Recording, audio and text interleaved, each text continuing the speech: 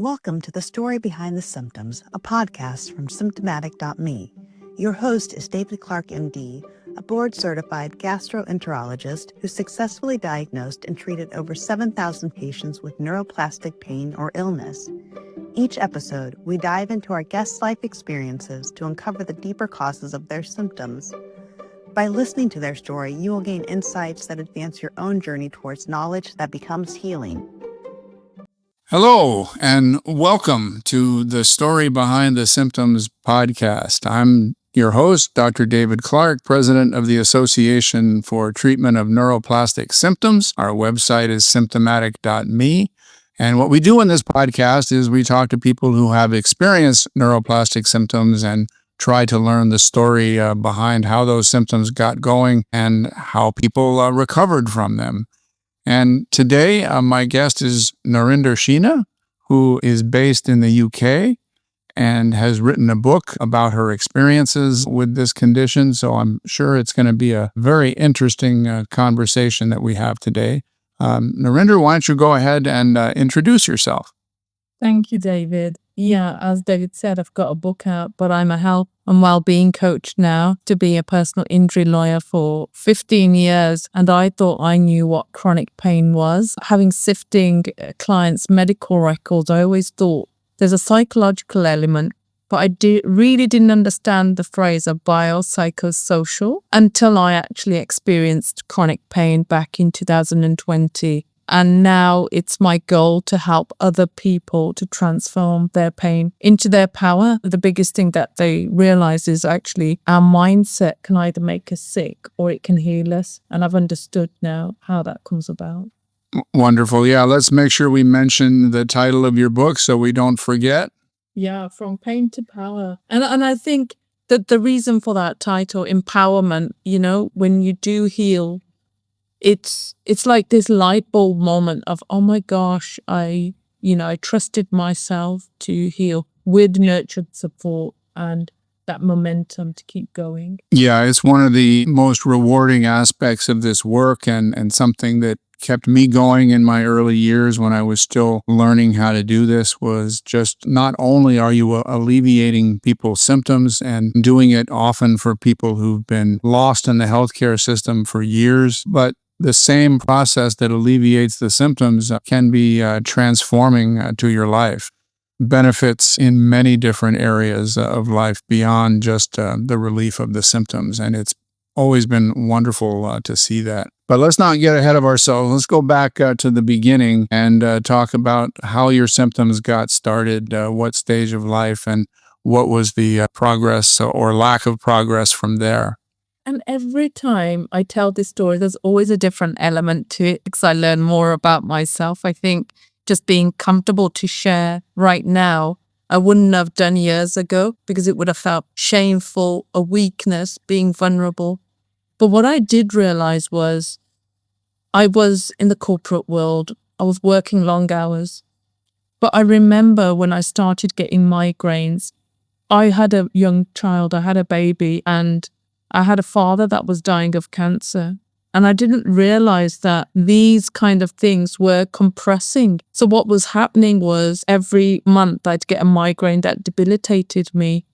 And I'd think, oh, it's lack of water, I've not slept very much. But I also was leading a team of people in the world. And what I recognized was I wanted my brain to logically say it's due to those things. But I didn't think to myself, it's just solely stress. And suppressing all this emotion of being strong for my father, being a mother, first-time mother, and juggling a career, and being a wife and everything else. It was like these layers of stress that kept on coming on and on. And I suppose at the time, with a migraine, I didn't think it was chronic pain. I just thought, oh, it'll go, let's push through it like you do. And, and I read this quite often that first it whispers to you and then it gets louder and louder. And at the time, I just thought it's annoying. It's there, but I can deal with it. And then slowly and gradually, what started to happen was, unfortunately, my father passed away. And again, I was going to work feeling frustrated and feeling like, and I didn't know whether that was I was in this job that I didn't even want to do anymore. Like my values didn't align as well. So I had that. I didn't feel like I was growing. And then I never reached out to people to ask for support. And here I am now due to have my second child. And at the time, we were going to move house. Oh my goodness. Approximately what year are we talking about here? It is 2018. Okay. 2018. Yeah, I'm just ticking off the list of all of the obligations that you had. I mean, you had your team, you had your clients, you had your child, you had your father, you had your husband. It absolutely adds up. There was a lot going on, and I just kept thinking, I'm obviously strong on the outside, I'm masking quite a lot, but inside I had this internal anxiety. But the real crucial point came when, so I was pregnant and we're in our new house now, and I'm quite nervous for my second child. For some reason, I was more anxious than my first. I didn't know what to expect. The second time, I was nervous and my waters had broken, and I'd called the hospital 3 times and they said, stay put.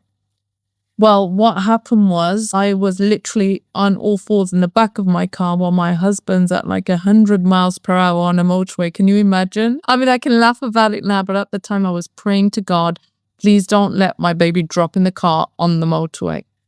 As soon as we pull up in the hospital car park, I gave birth to that trauma on my body. In the car? Yeah, in the car. The midwife literally grabbed my son. I mean, he was perfect. He was absolutely fine. It was me. My whole body had been exhausted. I ended up with a blood transfusion. Oh, goodness. And there was no like, oh gosh, are you okay? It was like 2 days later, I was like, I want to get out of this hospital. I've had the worst experience. So came home and I had this anger was inside of me of like, how could they have done that to me? And as with the lawyer brain switched on, I was like, right, when my emotions have calmed down, I'm going to send a really strong email. So that's what I was fixated on. And I sent it, and thankfully they apologized and changed the processes. But what followed from there is I still felt like I was on maternity leave, and I felt stuck in a way in my life that, okay, now I've got 2 young children. And just before lockdown, I get a niggle in my right ankle. And for our American audiences, a niggle is? It's like a twinge. It's okay. Like that works. Understand? It's like a twinge in my right ankle. And just for context, I've never had any other pain apart from childbirth, to be fair. I've been quite fortunate once or twice, but nothing that's long lasting. So this was like, okay, fine. Got out of bed one day. And it's one of those where, I didn't think much about it until it kept on just being there for a couple of weeks. And I was like, right, I need to go to the doctors. My husband was like, just get it checked out. And I thought, okay, go to the doctors. And he said, didn't ask me or look at my medical notes, which I was probably wanting. And I never disclosed anything. And he goes, oh, you might have a herniated disc. It was pleasant, doctor. And he goes, I will refer you for physiotherapy. That was it. So I said, try and see if you can walk it off. And me being me, I was determined and very strong. I tried to do that and I thought, oh my gosh, my calves are burning. So then lockdown happens. And I'm like, oh my gosh. So there's now nothing's open and everything's like this over Zoom. So can you imagine my first physiotherapy session over Zoom? And I'm asked to touch my toes and stuff. And I'm there going, yes, I can do that. And then all of a sudden I'm recommended a tennis ball to do some exercises. And so that's when it started. The pain, it shot up like I've never known before. And so I'm right now fearful. Sorry, was this in your ankle still or somewhere else? So it's somewhere else. And I understood it's like that sciatic nerve. And it had now come straight into my lower right side. And I was like, gosh, it's like a stabbing, horrible pain, excruciating, where I go, what is that? What have I just had done something wrong with my exercise? So I'm panicked now. My nervous system's really high. And I'm sorry, my earphones popped out. And I'm there going, oh gosh, what's happened to me? So I'm searching what can heal it, what can relieve the pain. Nothing's happening. And then what happens is second Zoom call. And I'm saying to oh my gosh, this has happened, you know, what's happened to me? And her face was like, pleasant lady, but she was like, She goes, there's no surgeons available at the moment. And I'm there going, surgery? Surgery? What do I need surgery for? And I said, look, I can't touch my toes. And for me, there was like danger signs going on in my head. And I felt now even more anxious. So here I am going, and she was just like, yeah, like as if it was run of the mill. Whereas for me, I was like feeling panicked, and somebody to just say, it's okay, no reassurance. And so this carried on, and I thought, I need to find another way. Desperate now, I'm thinking, how am I supposed to look after my children? You know, my youngest, the baby, he was only 7 months when I started to get this pain. So what happened after that was even worse. Like, I was breastfeeding him, but he had to sleep in a separate room to me. So he started sleeping with my husband while I slept separately. And then I found chiropractors. I started looking for some. And then as slowly lockdown lifted, I found it's like a McTimony, a different type of chiropractor where they deal with different parts of the body. And he started saying to me, I never recommend surgery for any of my patients. And I said, I'm confused now because I've been told that I need surgery. And so here I am, fearful, confused, and I don't know what to believe. Yeah, and that's such a common story, unfortunately. I mean, so many healthcare professionals, they don't really know what biopsychosocial means in its totality either. And so the patients get lost in the system. They get conflicting messages from everybody they go to see, and they don't get more than temporary benefit. So yeah, sadly, as you know, it's a very common experience that you had. And leaves people sometimes feeling like they're going crazy. They can't reconcile the reality of what they're feeling with the medical advice that they're receiving. And I think what compounded it is because there was lockdown, there was nobody to really see. And there was nobody I knew that was going through what I was going through. So it felt like, oh gosh, I'm different. What's going on here? And as I was soul searching, I was like, right, let's go on Google, the trusted site, healing back pain. And my light bulb moment was Dr. Sarno. I mean, I cannot tell you, I don't know whether it was a blessing from above, because as soon as I consumed that book, I was like, I need to know more. This is me on every page. You know, my personality traits being people pleasing to subconscious anger. And I was like, where can I go next with this? And so I looked in the UK and I found Georgie Oldfield. This is where I was like, right, let me contact her. And we had a chat, and she was like, this is a stress-induced symptom. In my head, I was like, how does she know this? She hasn't met me. I actually felt a bit like in denial with a bit of anger, like she hasn't met me and I can't. At this stage, I couldn't walk or stand for long, 2 minutes. Sorry, for our American audiences, Georgie Oldfield is the founder and still chair of the Stress Illness Recovery Practitioners Association, which is very much a sister organization of the Association for Treatment of Neuroplastic Symptoms. We've collaborated with each other for 15 years. She's amazing. And I'm so glad that I found her and Serpa, because she said something to me that I didn't trust in myself. She goes, you'll recover. Does she know? What was that secret sauce she knows that I don't know? And she goes, you're going to have to believe though. And, you know, in my mind, I was like, yeah, half believe it. But my lawyer brain was going, no, I need evidence. I need this logical, you know. So she's, you know, with her support, I went onto the SERPA program and I started learning more about me. Where did it really begin? What is it I really needed? And in that time, I thought, okay, this is great, but where else can I go? Where else can I seek? So I needed evidence on more than one occasion. I slowly started cancelling the physiotherapy, and they were like shocked, going, why are you cancelling? And the amount of things I was sharing, I said, have you heard about Dr. Solomon? Yeah, yes, but it's okay. You got to do about 100 exercises at home. And I was like, no. Funnily enough, a chiropractor used to suffer severe migraines for 2 days, and I used to share about where that was coming from, but they wouldn't listen. And the only one who did know about this type of tension was a different type of chiropractor, the McTimony one.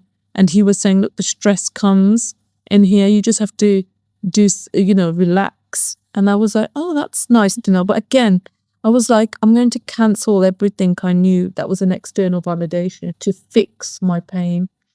Yeah, it's just, I have to interject here that it's such a tragedy that healthcare professionals don't know about this cause of illness. I mean, we're all trained as healthcare professionals to focus on organ disease and injury, and that those are the only possible explanations for pain or illness. And yet 40% of people who come to a primary care physician, it's the brain that is generating their condition. And we have to look at what's going on in a person's life, both past and present, if we're really going to diagnose it properly. And that's the whole purpose of SERPA and of the ATNS, my organization, is to educate healthcare professionals to look into this. And when healthcare professionals learn this, then they're able to give the same quality of care to people like yourself as they give to people who've got pinched nerves or damaged vertebrae.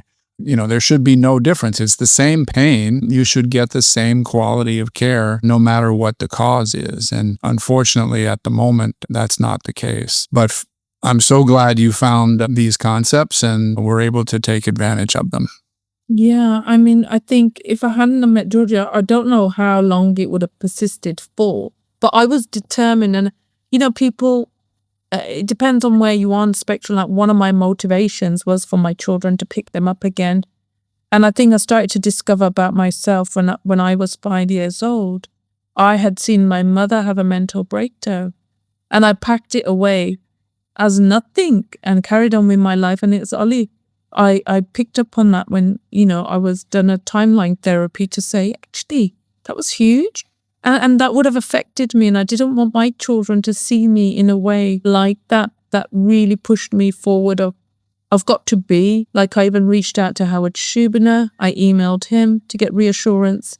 I reached out to Stephen Ozenich. He gave me some great advice because I read his book. And I didn't know anybody at the time. And I thought, I believe these concepts.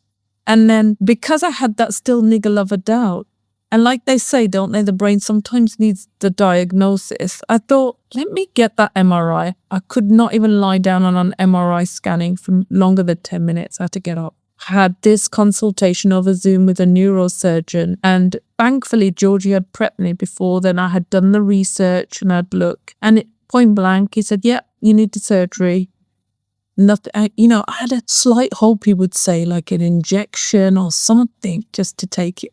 Because I didn't take any painkillers because I didn't want to become tolerant. And again, Georgie had explained that painkillers, it's a short-term thing, really, because you want to deal with the root cause. Yeah, you're treating the symptoms with that. That's right. And we also should point out for our audience that when you do the MRI on a spine, even in people who have no symptoms whatsoever, you find abnormalities in a majority of people over the age of 40 and a large fraction of people under the age of 40 have these, age-related changes.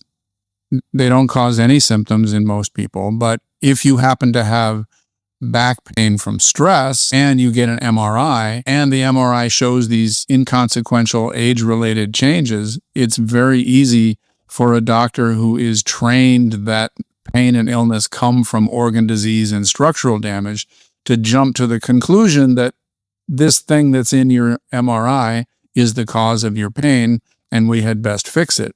The outcome of that is that surgery for back pain is successful about 25% of the time. And, a significant fraction of people get worse or have complications because of the surgery. And it's all because you're operating on where the symptoms are. You're not dealing with the actual cause in most cases.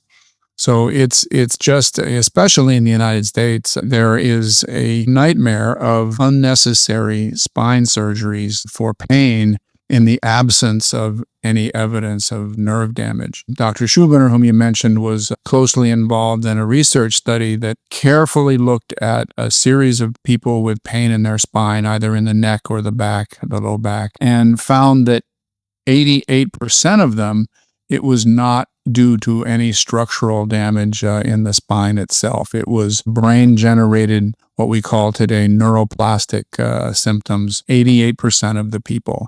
And yet spine surgery is done for pain countless times in the United States in particular. And because it's trying to solve the wrong problem, the success rates are abysmal. One of our colleagues, Dr. Hanscom, was a spine surgeon. He was noticing these very poor outcomes, and he decided that maybe his patients would have better surgical outcomes if he sent them for psychological evaluation and treatment before he operated on them. And so he set up a program he called prehab, and to do, sort of psychological rehabilitation before the surgery. And much to his surprise, the psychologist was curing his patients right and left. And most of them ended up not needing surgery. Even patients who had terrible looking MRIs were recovering under the care of the psychologist. So that's just to expand a little bit on your experience and to show that you are far from the only one who has had this experience. And I think having these medical experts like yourself, like David Hanscom and Howard Schubner and Georgie Oldfield, all collaborating, I had got all the books. I have got the books where I had the lived experience to the medical experts that were accepting that. And I thought, well, here's the evidence right here. Because when I look back as a personal injury lawyer, I used to act for clients with tinnitus, with repetitive strain injuries, and I used to defend cases for my goal was to find out whether they're exaggerated or fraudulent. So, for example, when I used to ask orthopedic experts, well, there's no damage to the vehicles. Why have they still got pain in a low impact collision? They'd say they're usually vulnerable in those areas, the neck or the back. And I recollect when I healed from my disc prolapse, I had a rear end shunt a couple of months later. There's quite big damage to my vehicle in the rear, but I had no pain in my back. And I went, oh, isn't that interesting? Yeah, there's a study that's well known in our community of practitioners where they simulated a rear end collision. They put people in a vehicle in a laboratory, and they shook it about, and they created loud sounds of breaking glass, and they had flashing lights, and they did everything they could to make it seem like the individual had just been in a motor vehicle accident with a rear-end collision. But they made very sure that there was no actual physical force applied to the neck. And then they followed the people who'd been through this experience for several months and to see who developed whiplash-type pain. And again, no physical force applied to the neck, but a certain number of their subjects did develop whiplash-like symptoms in spite of that, just from having gone through this simulation. They had also, before the study, done a psychological profile on all these patients with, I think it was 4 different psychological screening tests. And they were able to predict with, I believe it was 87% accuracy, just using the psychological profiles, who was going to get whiplash pain and who was not. So it had nothing to do with the structure of the neck or the vulnerability of the neck, and it had everything to do with what kind of person was having this experience. And isn't it fascinating? Because I can only reflect on that now with my journey. Because obviously I had the standard MRI scan, and when and Georgie, bless her, she still said, don't show me the scan, just give me what they tell you, and I'll give you that reassurance again. And again, severe centralized disc prolapse, recommend surgery. And obviously I didn't go down that route. So I thought, right, what do I need right now? Being a coach and an NLP practitioner already, I knew I needed those kind of tools. I needed championing. So I found a coach. Jeannie Colwyn is her name. She's a breathwork instructor. And I went online and I searched and I thought, lived experience, that's all I need. And I contacted her and I said, look, I need a coach. And what a blessing. She helped motivate me and give me that momentum to go, I can keep going. No judgment, celebrating me. And that's what I realized, that I put my needs last. It was always about other people. And as a mother, I was putting my children and husband first. But I was like, what do I need? Where's my fun and joy? I felt like I had lost myself. And did I really know myself? Narinder, you are answering my questions before I can even ask them. Apologies, Dave. No, this is exactly what I was going to ask you about. What was it that specifically you found the most valuable? So, please emphasize that for our viewers because it's critically important. Because, we're from a young age, from my belief was the doctor knows best. And I don't discredit that. You've been taught a biomedical model. But not everybody understands, especially with time limits, what is going on with that patient, the whole person. And it's not about symptom focus, but what is going on around the pain. And that's the crux. It's like, here's a doctor, I need a fix. No, we need to be more holistic in the approach. And what I've realized from there is, wow, if I vowed to myself, actually, I said, if I heal from this pain, this is where my purpose. This is what I need to be doing. Because it's not just a light bulb moment. How many people do we know, family, friends, colleagues, throughout the world who are suffering, going for surgeries that they don't need? And if they just made a few tweaks, like we said, with the championing, with the neuroplasticity, just understanding, then we can do it. Which is why I was so eager to write my book, because I thought, doesn't need to be perfect. It just needs to give people hope that there is another way. And I want to emphasize your insight about asking yourself, you've been strong for everybody else in your world, but coming to the realization, when do you put yourself on the list of people you're strong for? When do you put yourself on taking time for your own joy? And that's a critically important insight for people. I assume that you were able to make some changes in how you lived your life on that basis?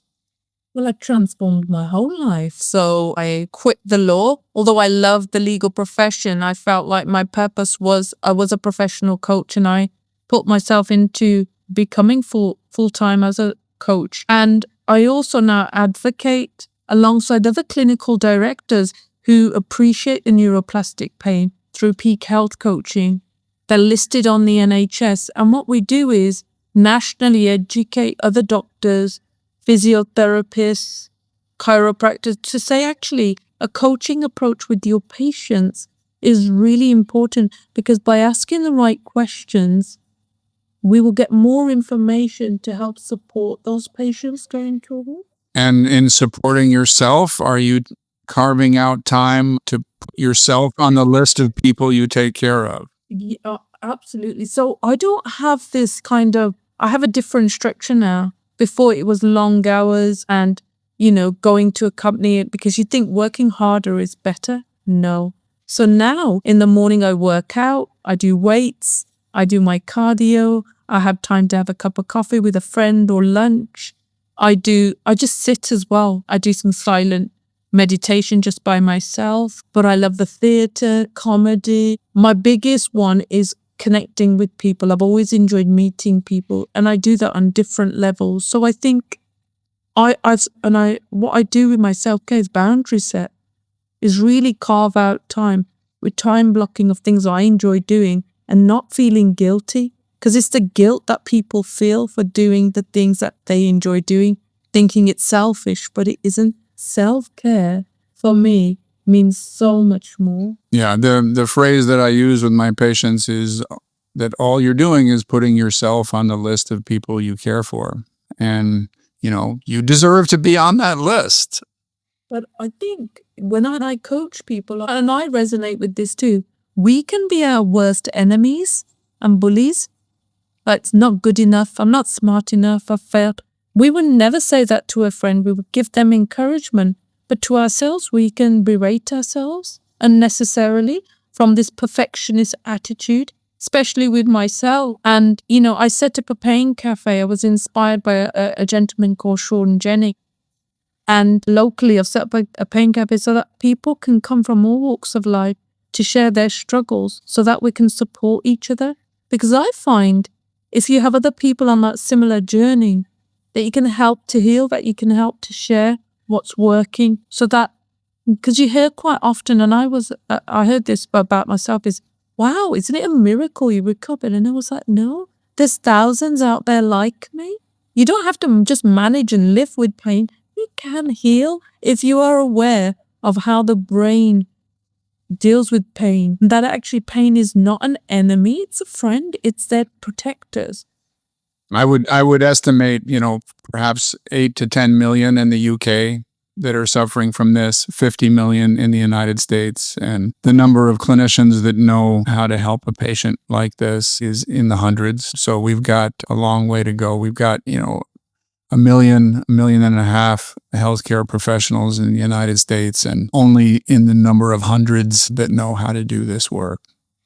One area that I usually get into discussion with around my patients is the impact of their childhood experience. You mentioned about your mother having a breakdown, and in many cases that can be so impactful on a child, and there may have been other things as well that can lead to perfectionism, lead to a focus on the needs of other people to the exclusion of your own needs. The way you described yourself at the beginning of our discussion, that you were heavily focused on the needs of your father, your clients, your team, your husband, your child, the move, all of those things were drawing your attention and needing your support, but there was no room for you in there.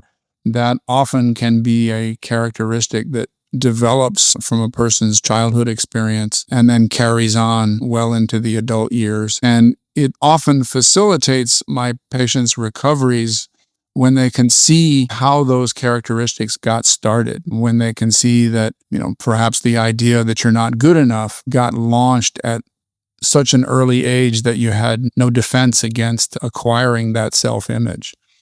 So when people can see those connections, it helps them to make changes, to realize that they had some burdens when they were young that other children perhaps did not have, and that they can look at those and recognize they were occurring not through any fault of yours, but just that's the way they were. That was just the environment that you were in. But you can also, take some pride in having managed those issues and having come through those experiences and been able to be successful in spite of it. And internalizing that pride can begin to give you a foundation for feeling less guilty when you take care of yourself, being less critical when you make a mistake or fall short in some way. And all of that can help lift the burden that you've been carrying. Many of my patients resemble, as I often put it, Olympic weightlifters who are carrying more than the world record for their weight class. They're very strong people, but they're just carrying a much bigger burden than they recognize. And when they finally see the difficulties they've had to confront and they can put some of that stress down, then they can give themselves a break. They can take more time for themselves without feeling guilty, and they can see how strong they have been all along. But I imagine that your mother's breakdown when you were only 5 or 6 years old, that would have been, for a child that age, very powerful and would have been very distressing. And, I can see a child doing everything they can to make that situation better. I remember I was at my grandparents', and while that was happening, she was in the kitchen, and it's like a long hallway, and then I get put into another room, so it's never discussed. So there's no outlet, and at that age, you cannot emotionally regulate. So I carried on in my life. At age 9, 10, I was with my teacher. We set up the first girls football team, like a soccer team, and having to celebrate things by myself through no fault of my parents. But I was like, wow, I'm doing these amazing things, and I never celebrated because it wasn't seen that way. And I remember something you said to me, we change your personality because it suited, because my mom's obviously suffered from schizophrenia. She's very, all those years of soaking that emotion and being that solid person for her, then you become acclimatized to that by the coping strategies by yourself. So you never had to lean on anyone, because otherwise, if you did share something that no one else understands, then you're like, okay, they're not going to understand it. Especially like when you're going to school, you mask it and you continue masking it because you're finding that the friends that you're with, they've not experienced something like this. So it's not something you're going to just readily share. Yeah, and which means that you are at a young age, you are carrying a large burden on your own shoulders. And it sounds like you're also not being given appropriate credit for your accomplishments. You're not being made to feel good about yourself when you've done something well. And, that feeds directly into perfectionism because, if nothing you ever do is good enough, you have to stay on that treadmill and keep going regardless. And whenever you make a mistake, you're going to come down on yourself a lot harder than you would anybody else who made the same mistake. And that's completely true. That's how I see it. If I fail at something, rather than seeing it as feedback, I'll be like, oh gosh, how could I have been so silly? How could I? And that's where I talk about that self-talk is actually reframing that, which I'm now really good at reframing. So it's okay. Like having that thought process of actually it's okay. There's nothing wrong. I'm soothing myself. Yeah. And there would have been a feeling, I think, in a young child that, what did I do that my mother has had this problem? There would have been some feeling of responsibility, and that feeds into a lower self-esteem than would be appropriate. And, how does a child overcome low self-esteem? They try to be perfect. They work really hard. They pay attention to the needs of everybody else in their world. They are, as we've already mentioned, very hard on themselves when they perceive that they have fallen short. And, you had, at the very beginning of our discussion today, you went through all of those things that you were feeling responsible for in your life at the time that the migraines began. And nowhere in there were you on the list at that time. There was no taking care of Narinder at that time in your life that the migraines began. And so when you look back and reflect on all of that, is it any wonder that I was going to get chronic pain? But I'm so glad that I got the awareness and understanding, which was the first port of call to really understand, okay, I can do something about this and really look inside of myself to say, where did it begin? And to really understand that actually it's not my fault. None of this is what I created. It's just because I had so much to deal with that now it's the journey of healing. And that's when I started to realize I've got to look after me first. We say it theoretically, we know it, but do we do it? And I was sharing at a network meeting that last year I sleep better, I sleep really well. I eat, I'm mindful of what I eat. But to be fair, I don't know how much of that was playing into my pain, but I eat better. But again, that low self-esteem of, women feel it, but I felt it. I was like, oh gosh, I don't look good, a bit overweight. I've had children now. That kind of feeds in. But now I'm at that point of I'm so comfortable with myself. I breathe when I need to breathe. I feel not those anxieties that I probably held in my body for so many years on that chronic stress. No doubt. That I feel so much better, and that, it's like I've got given another lease of life. Like in a way, it's like a gift. This pain was a gift for me to have realization, because it could have been a lot worse. I could have suffered something more serious. Yeah, I often tell my patients that their symptoms are the mind's way of trying to communicate with you when the issues that are going on that are difficult in your life are largely outside of conscious awareness. And so the mind doesn't have any way to sort of give you thoughts or ideas or words to explain this. So it creates symptoms in the body instead. It's just a kind of a signal, a waving of the flag to say, hey, there's something in your life that needs to be attended to. But often the changes, the vast improvement in your self-care that you've accomplished, it depends on a parallel improvement in your self-image and how positively you feel about yourself. Because if you feel worthy of taking care of yourself, then you're much more likely to do it than if you still feel unworthy in yourself. Because if you're not a worthy person and you try to take time for yourself, it's going to lead straight to feeling guilty that you're not, paying attention to everybody else who needs you. So for me and my patients that foundation of self-esteem and self-worth is basic to being able to do good self-care. You're right. And also with other people around, not believing what their opinions are, because we're quick to, because it's already within us, because we're self-critical to come on. See, they've just reinforced it in my brain. Now that's what I am. And rather than saying, well, actually, they don't know who I am. And, I'm better than that. And, when people say, oh, just have a positive mindset, it's easier said than done, because a positive mindset has to start internally. And with those thoughts and feelings, really catch them, because those thoughts that are coming around, are they true? We give this narrative all the time, but it's a loop going round and round, which is why journaling really helped me, which is why when I saw patterns in myself, I was like, oh, okay, this is interesting. And I still do it to this day of reflection and really understanding, well, can I reframe that, or what's going on there for me? What has triggered something for me?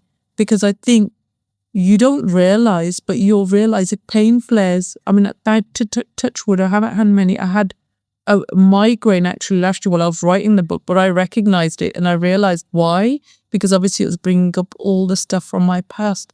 But because they're safe sensations, it wasn't fearful. I knew it would pass.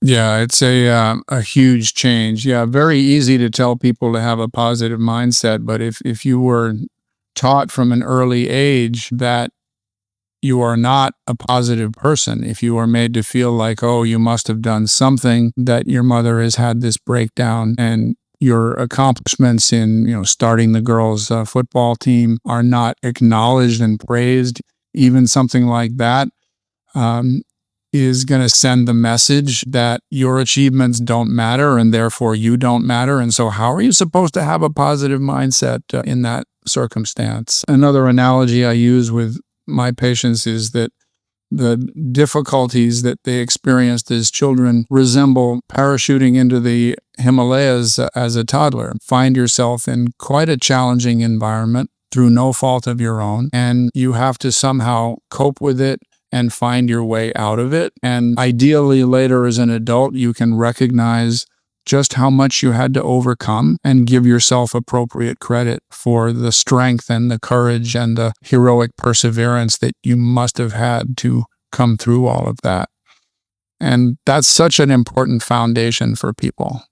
And I love the way that you've put that metaphor, because it's like a survival tool, isn't it? And, when I reflect back at school reports, I do see the teachers acknowledging how well I did in leading a team as a captain of a soccer team. And I was like, wow. And, seeing things from that angle, I appreciate it. And I keep things like that thinking, wow, like I had evidence when I was being coached. What is the evidence you're healing? Where people go, oh, we're not making progress. Because progress, it's not just like step by step. It can be just like that, but it's progress in any walks of life. And I started to go, this is what it's about. And the more we learn and accept it, the more we can support ourselves and help other people through our own experiences. Yeah, there's no substitute for having gone through this healing process yourself when it comes to helping others. I myself did not go through neuroplastic symptoms. I was completely ignorant until the 8th year of my formal medical education and training. And the last thing I expected was to encounter a patient I didn't know the first thing. It's embarrassing as a physician to admit that I met this patient and had no clue what to do for her. Fortunately, there was a psychiatrist at UCLA where I was in training who cured this patient, which amazed me. And she taught me the basic framework for how to think about this. But it took me my first 1,500 or so patients to climb the learning curve and overcome this mental disability that I had of not personally understanding the journey that you've been through, for example. The greatest thing now is you've set up, I love the fact now you know so much about it that you now can teach this to so many people around the world, and you can help and support. Yeah, it's a way of giving back to 7,000 plus patients who shared their lives with me.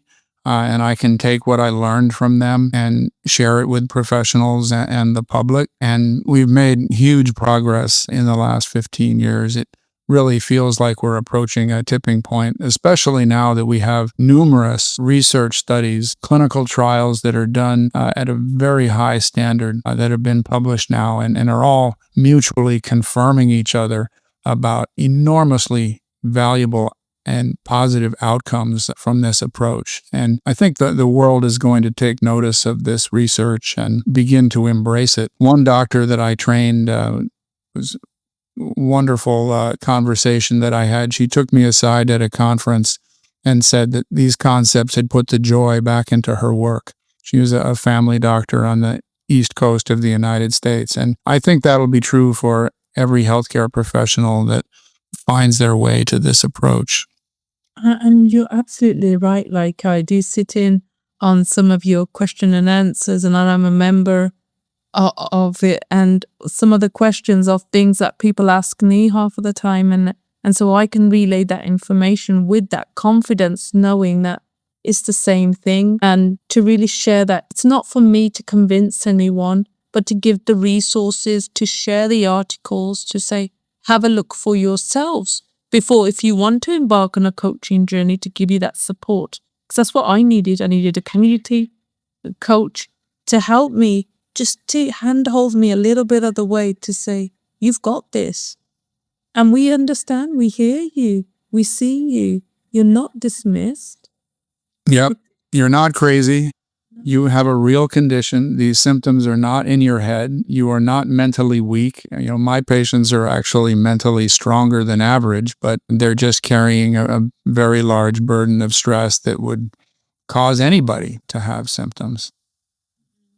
Well, Narinder, thank you so much for sharing your story in such detail with us. I know that everybody who sees this is going to be inspired and is going to learn a tremendous amount. And I'm very grateful that you've taken the time and given us so much insight today. Is there anything else that you would like to share? And thank you for all you do as a coach and as an author. You're helping us to get the word to even more people, and I'm very grateful for that as well. Any other questions or thoughts that you have before we close? No, I think you've been wonderful, and I think thank you for helping support with my book, because now I'm an advocate as well in the United Kingdom, where I get to share alongside other clinical directors who have this similar approach. They're onto it, where we can start supporting more patients. And I think that's what we need to do globally. If we can make positive impact to reduce the chronic pain epidemic, is it? Then let's... if it's 1 in 5 adults, that's almost twice as many as there are diabetics. So yeah, I would call it an epidemic. And if we can get that and deprescribe and start getting them, then what's better way of feeling to help people to get on their journey of joy, to transform their lives? And like you said, it's not just the joy, it's the impact on their families. Yes. Yep. And all their relationships, actually, the healthy ones, and also the ability to set boundaries with the toxic ones. All of that is important. And all right. Can affect with organizations of employees who are off sick. We can even support them. So yeah, I really appreciate all that you're doing and continue to do. So thank you for having me today. Thank you. Do show us your book one more time. All right. Thank you so much. And there's the back, Dave. There's your endorsement. Put it on. Good. And I look forward to seeing you when I'm in the UK later this year. Look forward to meeting you, mate.